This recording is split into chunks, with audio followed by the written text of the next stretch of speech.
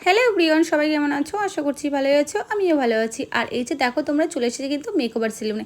কারণ কিছুদিন ধরে দেখছি চুলটা ভীষণ ড্যামেজ হয়ে গেছে, আর সঙ্গে সঙ্গে হেয়ার ফল হচ্ছে। আর এর আগে পুজোর মধ্যে কিন্তু আমি একটা স্ট্রেটনিং করিয়েছিলাম, রেজাল্টটাও মোটামুটি ঠিকই ছিল।